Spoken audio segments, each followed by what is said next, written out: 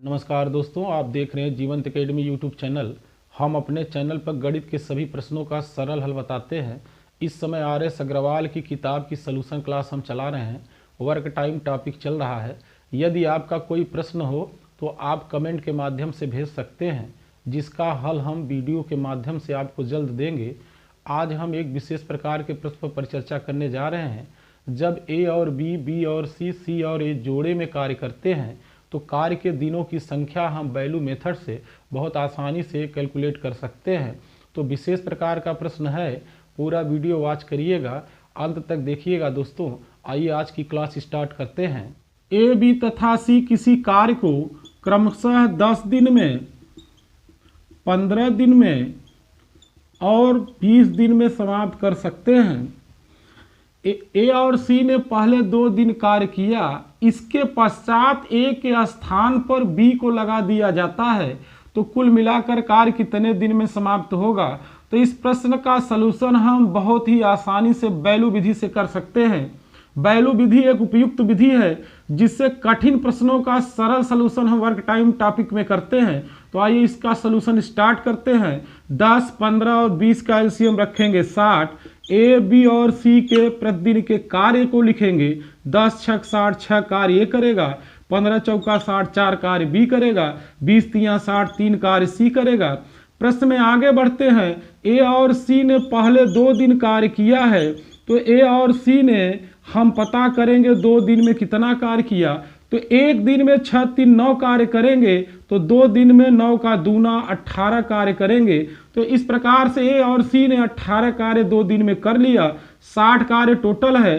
60 में से 18 हम घटा देंगे, तो 60 में से 18 घटाएंगे तो 42 कार्य बचेगा। अब A को हटा दिया गया कार्य पर से और A के स्थान पे हम कार्य पर B को लगा दिए, तो B और C आगे कार्य करेंगे। 42 कार्य ये बचा हुआ है, इसी को B और C को करना है। आइए B और C की दर देखते हैं। तो 4 3 7 7 की दर है। 7 छक 42, तो बचा हुआ कार्य B और C ने 6 दिन में पूरा किया। प्रश्न में पूछा गया कुल मिलाकर कार्य कितने दिन में समाप्त हुआ। तो यहाँ पर हम कुल समय लिख देंगे।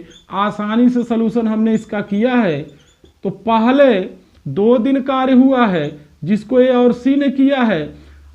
इसके बाद 6 दिन कार्य हुआ है जिसको B और C ने किया है। तो टोटल समय 8 दिन होगा। इस प्रकार से 8 दिन में पूरा कार्य समाप्त हो जाएगा। A किसी कार्य को 12 दिन में, B उसी कार्य को 10 दिन में और A, B, C तीनों मिलकर उस कार्य को 5 दिन में समाप्त कर सकते हैं।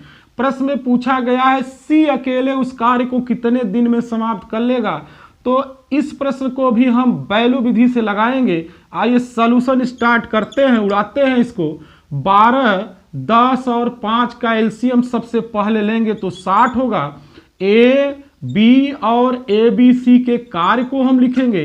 प्रतिदिन का कार्य इनका कितना होगा। 12 5 60, 10 छक 60, 5 से 60 में हम भाग करेंगे 12। तो इस प्रकार से A, B और ABC का कार्य हमने प्राप्त कर लिया।